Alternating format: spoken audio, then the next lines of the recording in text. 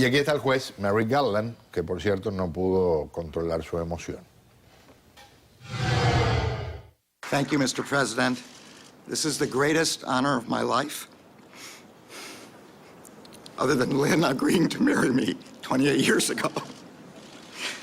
It's also the greatest gift I've ever received, except, and there's another caveat, the birth of our daughters, Jessie and Becky. Pero no se emocionaron en el Senado. En el Senado dijo el líder Mitch McConnell, por acá no pasa.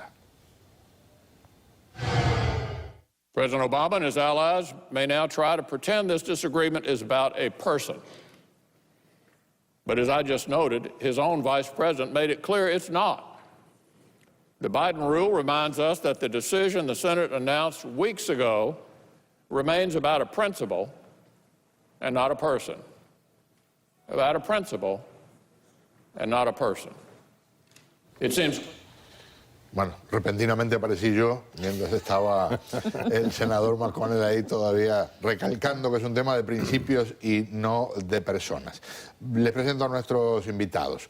Por la forma, tenemos una dama presente, pero empiezo por un caballero de la manera que tenemos establecido como están sentados aquí. Señor Miguel de Grande, analista republicano y triste, me imagino, por lo que significa la retirada del señor Marco Rubio. Bienvenido, buenas noches. Muchas gracias. Muy amable.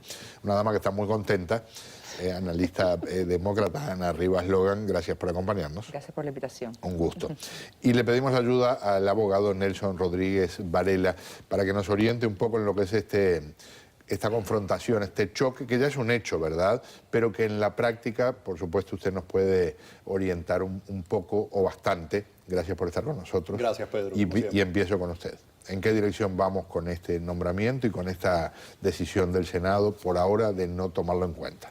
Bueno, indudablemente la política tiene mucho que ver en los nombramientos de los jueces de la Corte Suprema y los jueces de apelación de diferentes circuitos en la nación. Y eso es algo que es inseparable realmente porque siempre ha sido así. Esta nación se caracteriza porque el Poder Ejecutivo tiene entre su arsenal de poderes el poder nombrar a un individuo como ha nombrado al juez, en este caso Garland, como potencial juez de la Corte Suprema de los Estados Unidos. Lo que pasa es que no todo realmente queda dentro del ámbito del poder presidencial.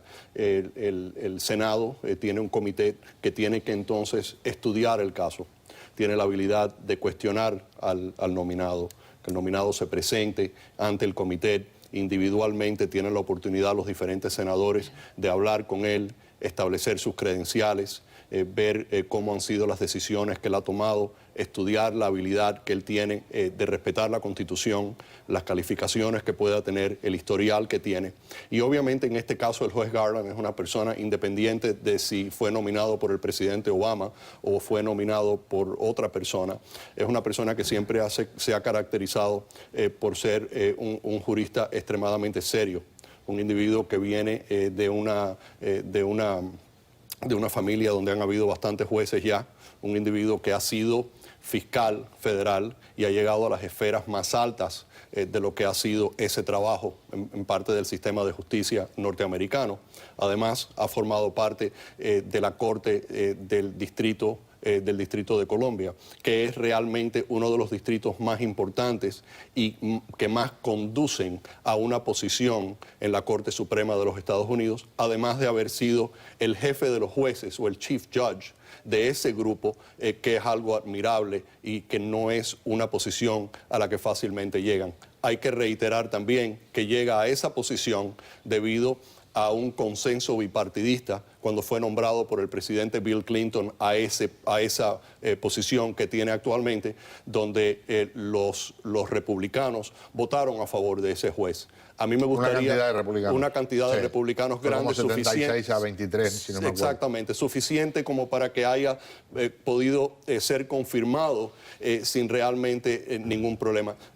Yo no sé si esto es una cuestión política, es una cuestión de otro tipo, pero no puede ser una pugna para determinar si el juez es un juez serio y si debiera de ser integrante de la Corte Suprema de los Estados Unidos. Y me gustaría ver un proceso donde se estudiaran las calificaciones del juez y se promoviera la idea de que un juez responsable como el juez Garland puede ser integrante de la Corte Suprema de los Estados Unidos sin entrar en estos problemas políticos y estas discusiones que no hacen más que, como dijo el presidente, y yo soy republicano, pero entiendo lo que está diciendo el presidente en este caso, le quita esa aura de seriedad a la Corte Suprema y a las leyes de los Estados Unidos. Esto es un país que se caracteriza por ser un país de leyes. Esto debiera de ser un proceso para determinar si este juez reúne las calificaciones necesarias para hacerlo, y yo creo que a través de los años ha demostrado tenerlas.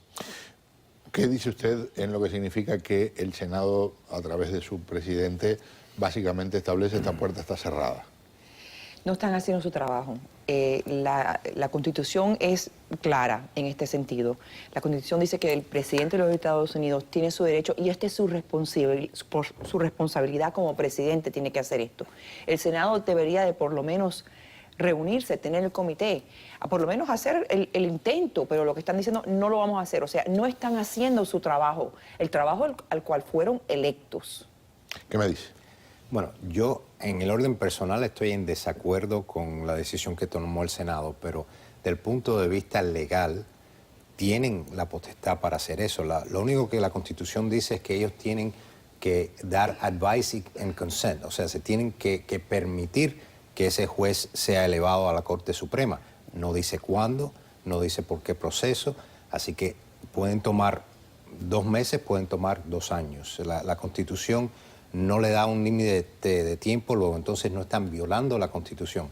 Están violando el espíritu de la Constitución, están violando el espíritu de bipartidismo en una selección de un juez, pero no están violando la ley.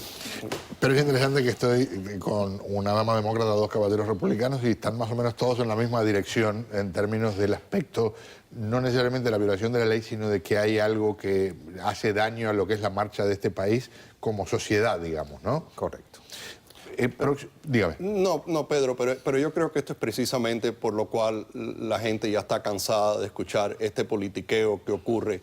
Estamos hablando de un integrante de la Corte Suprema de los Estados Unidos.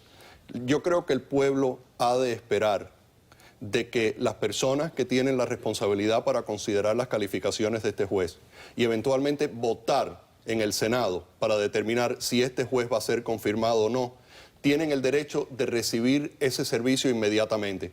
Que los senadores hagan lo que tengan que hacer inmediatamente para poder empezar a considerar a este señor, y si no están de acuerdo, pues entonces ellos pueden sugerir que no sale del comité. Pero tienen que hacer su trabajo, y yo no creo que la Corte Suprema de los Estados Unidos tiene que quedar salpicada de este politiqueo barato que existe constantemente con cualquier cosa que se propone en este país, donde no se puede llegar a una solución donde el pueblo es el que necesita a este juez. En este momento hay 8 integrantes de la Corte Suprema de los Estados Unidos con demasiados temas importantes a decidir. La Corte Suprema no puede ni debe proceder de esta forma hasta que haya un nuevo integrante, y el Senado no se puede convertir en un freno para que la jurisprudencia de los Estados Unidos cese de existir simplemente porque hay un debate o un problema entre los extremismos que se consideran en esta política actual. Así que lo que yo creo es que sea este juez o sea cualquier otro, tienen que considerarlo de una forma inmediata, porque de lo contrario se va a continuar a perpetuar esta clase de polarización que existe en este país, que no debiera de afectar el sistema de justicia norteamericano. Debo entrar en otro tema, porque si no desaparezco en términos de los tiempos, y es otro tema controversial. Esto es lo que dijo el señor Donald Trump, que puede ocurrir si no es aceptado él como el nominado al Partido Republicano en la convención. I think we'll win before getting to the convention, but I can tell you, if we didn't, and if we're 20 votes short, or if we're 100 short, and we're at 1,100 and somebody else is at 500 or 400, because we're way ahead of everybody, I don't think you can say that we don't get it automatically. I think you'd have riots. I think you'd have riots. You know, I'm representing a tremendous, many millions of people. Motines. Parece que estamos en las broncas del siglo XVIII en algunos aspectos, ¿verdad? Ya estamos en ese tipo de lenguaje. Y al mismo tiempo hay mucha gente que dice, caramba, millones de personas han votado por este hombre. Si no les gusta a muchos otros, ¿por qué hacer cosas para frenarlo de una manera que consideran antidemocrática? ¿Qué dice usted? Mira, del punto de vista legal, tú tienes que llegar a 1237. El llegar a 1100 y estar más adelante que los demás no te da la nominación automáticamente. Yo te puedo dar el ejemplo, mi primera elección yo la perdí por un voto, no me dieron el escaño. Por un voto. Perdí la elección. Entonces, cada voto es importante y cada delegado es importante. Ahora, sí te digo que yo creo que si Donald Trump está muy adelante y hay algún tipo de maniobra, cambio de reglas o chanchullo para negarle la nominación, sí va a haber una revolución dentro del Partido Republicano. Yo creo que se va a desintegrar, por lo menos para esta elección, el Partido Republicano, porque hay mucha gente que están cansadas de la jerarquía del Partido Republicano dictando la política del partido, y creo que el voto de Trump es un voto de protesta contra esa jerarquía. Y si esa misma jerarquía ahora le trata de quitar lo que estima el pueblo que él ha ganado libremente, va a haber un problema. Estoy contra el reloj, pero cierro con su comentario, Ana. Yo creo que tiene razón el señor. Habrá una guerra civil muy grande adentro del Partido Republicano, pero una vez más, es el partido el que escoge el nominado, no es el pueblo. Las reglas están adentro y las nóminas están adentro del partido. Ellos crean las reglas y si el partido, la jerarquía del partido quiere que no sea Donald Trump, lo pueden hacer. Un gusto tenerlos aquí. Gracias, Pedro. Muchas gracias por acompañarme. Paréntesis al volver, donde ya hay una guerra civil en marcha, es en muchos condominios del sur de la Florida. Asociaciones que son denunciadas por hacer cosas que muchos de los que viven esos condominios dicen como mínimo les complican la vida, como máximo podrían ser delitos que por el momento en algunos casos no encuentran quienes los lleven a una corte. Ya regresamos.